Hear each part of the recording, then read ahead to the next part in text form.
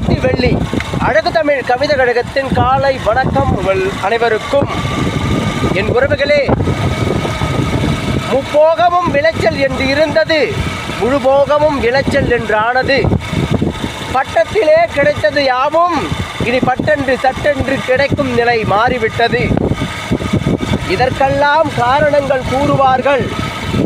மக்கள் தொகை பெருக்கத்தால் உணவு தட்டுப்பாடு இங்கு நிலவிவிடுமோ என ஐயத்தில் 7ஆம் அறிவை உபயோகம் செய்து விதையில்லாத காய்கறிகளையும் பழங்களையும் உருவாக்கி மனிதர்களை இங்கு நவீனங்களாக மருடுகளாக்கி கொண்டிருக்கும் சூழ்நிலைகள் நிகழ்ந்து கொண்டிருக்கின்றது. எந்த ஒரு கனியும் விதையோடு இருந்தால்தான் அது கனி, எந்த ஒரு காயும் அது விதையோடு இருந்தால்தான் காய்கறி. இந்த நிலைமையில் மாற்றங்கள் எட்டிவிட மனித சிந்தனைகள் எங்கெங்கோ சென்று கொண்டிருக்கின்றது என தெரியவில்லை.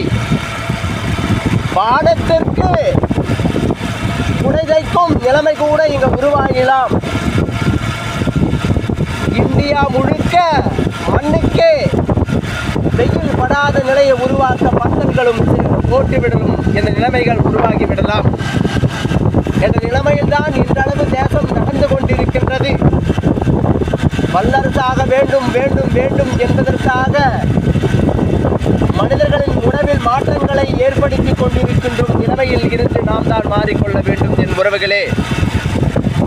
சூழ்நிலைகளையும் காலநிலைகளையும் காரணங்கள் காட்டி நம் வாழ்நிலைகளை வாழும் நிலைகளை குறைத்துக் கொள்வதை விட இருக்கும் உணவை மிக ஆரோக்கியமாக சிறிதேனும் உண்டு நம் உடலை ஆரோக்கியமாக வைத்துக்கொண்டு அடுத்த நிலைக்கு நம் வாழ்ந்த அடையாளத்தை நிலைநாட்ட நம் உறவுகளை மேலும் உற்பத்தி படுத்த நம் எண்ணம் போல் இல்லாமல் நல்ல நெறிகளோடு நம் பண்டைய முறைகளை கையில் எடுத்து அதன் வாயிலாக நாம் முன்னோர்களின் பாரம்பரிய உணவு முறைகளை நாம் சமைத்து உண்டு ஆரோக்கியமாக வாழ்க்கை கண்டு எங்கும் மரடுகள் இல்லாத நிலை செய்து எங்களுக்கும் ஒரு குழந்தைகள் என கைவிரித்து சொல்லும் நிலையங்களெல்லாம் கூடும் நிலை செய்து